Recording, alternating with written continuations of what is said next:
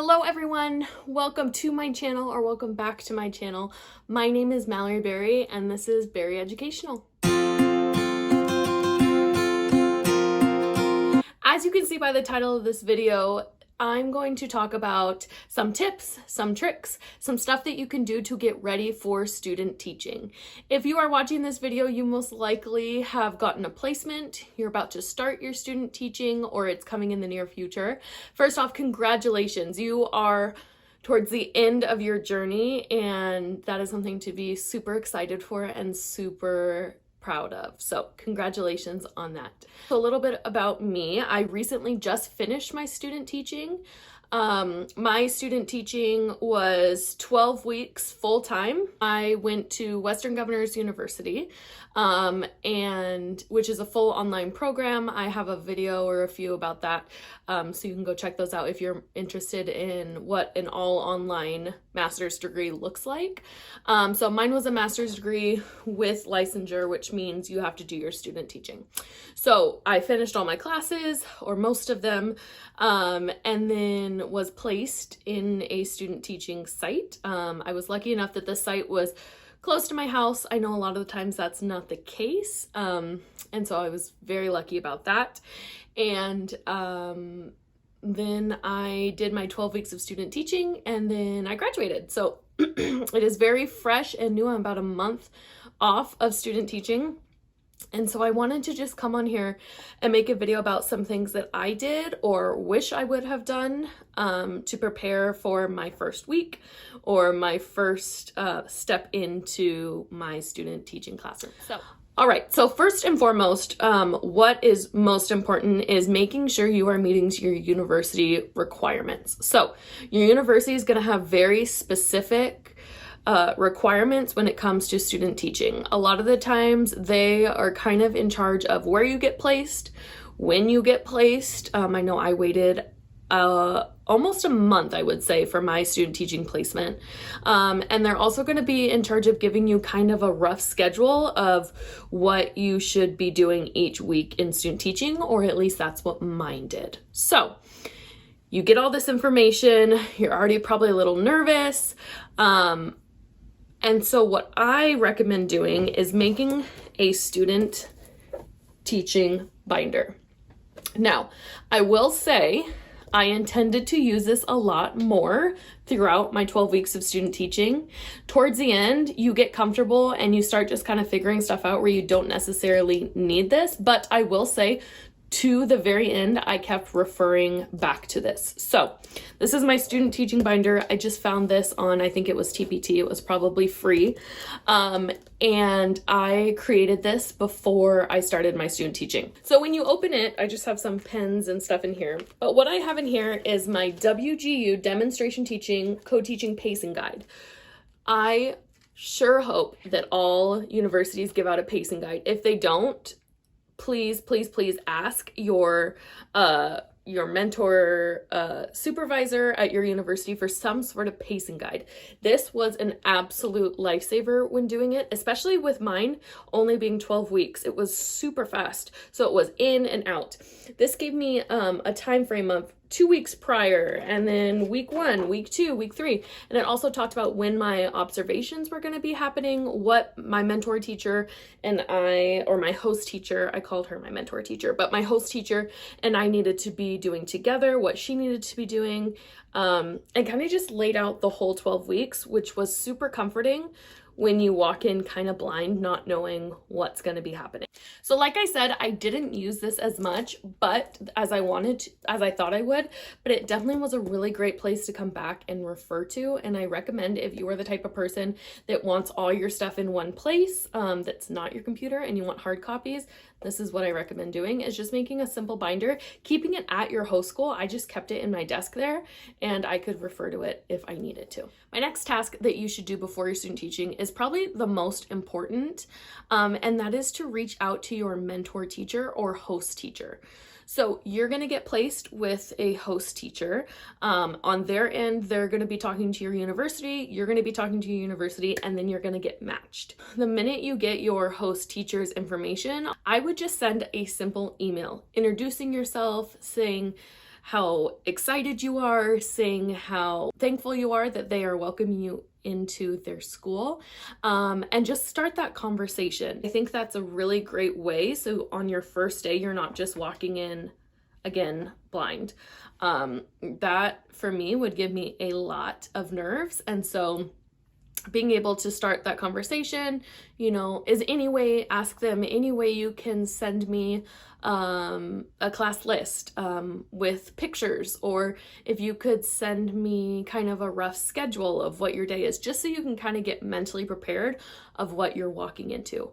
Most of the time, if not all the time, if they are willing to accept a student teacher into their classroom, they're going to be more than willing to send those to you before you actually start. All right, this next tip is definitely one of my favorites and something that I was so excited to make. And it's a Meet the Student Teacher little newsletter. So I thought it was super important to be able to communicate with the parents. As a student teacher, you will get opportunities to communicate with your students' parents, but right off the bat, I wanted them to know there's going to be a new face in the classroom.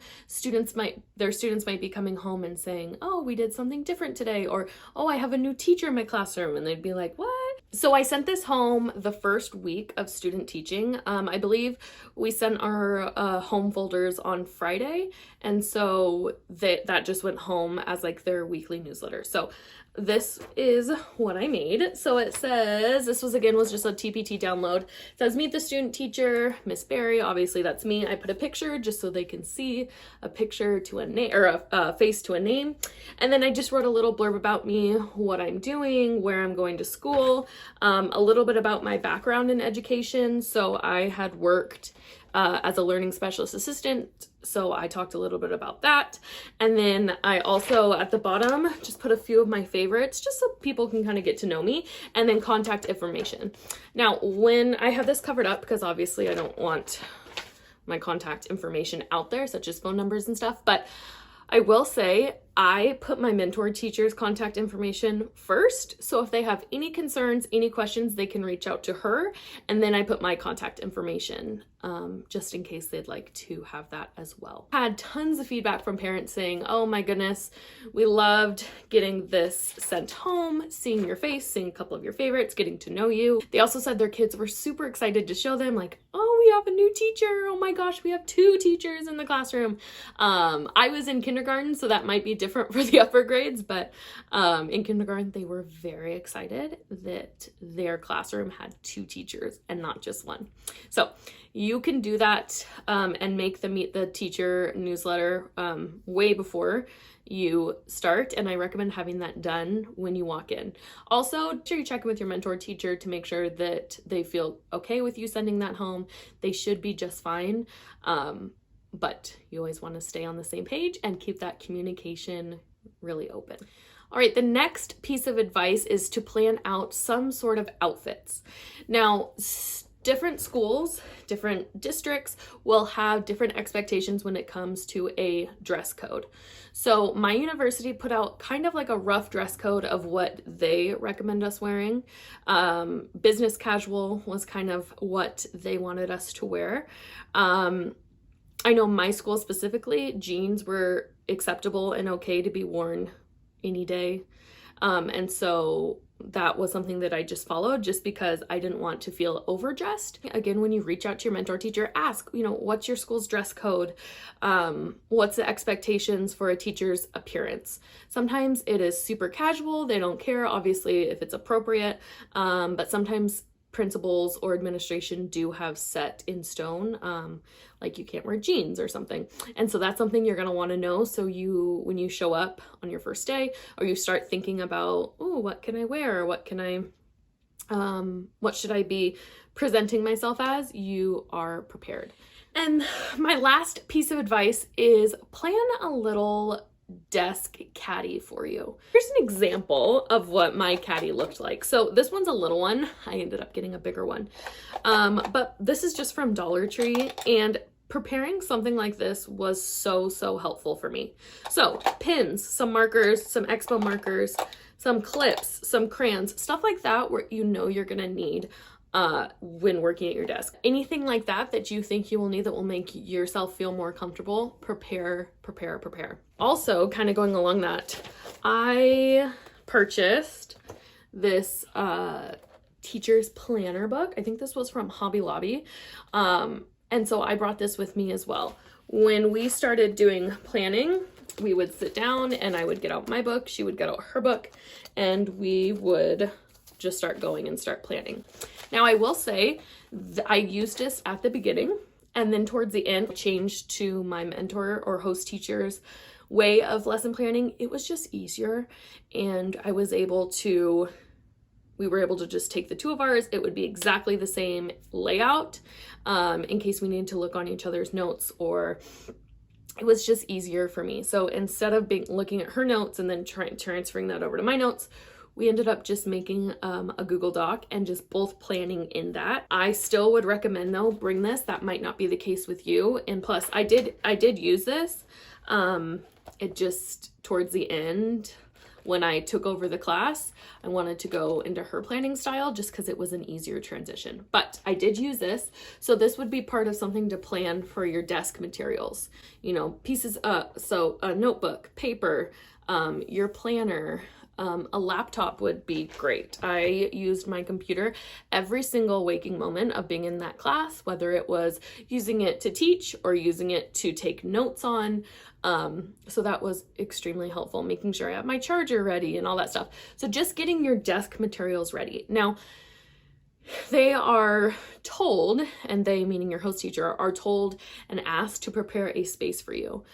So when you walk in on your first day, you should have some sort of space, whether that means a desk, a table, something where you can set up your stuff, put your stuff in. If that's not the case, please don't hesitate to ask, you know, is there any way I can get a desk in the corner? It is your right as a teacher in the classroom to have a desk or have an area that is yours where you can keep your stuff, your purse, your lunches, all of this, your binders, all your planners, your laptop, all that stuff. It is your right to have that in their classroom.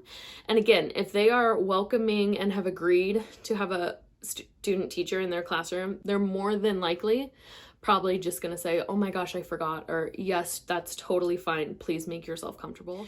So that is my quick little video. I think I'm gonna turn this into a little bit of like a mini series of student teaching. Like I said, I've finished my student teaching, and so I can now reflect back and give these kind of tips. But other than that, if you have any questions, please do not hesitate to comment. You can also follow me on my Instagram. It's at Berry Educational, same as my YouTube name.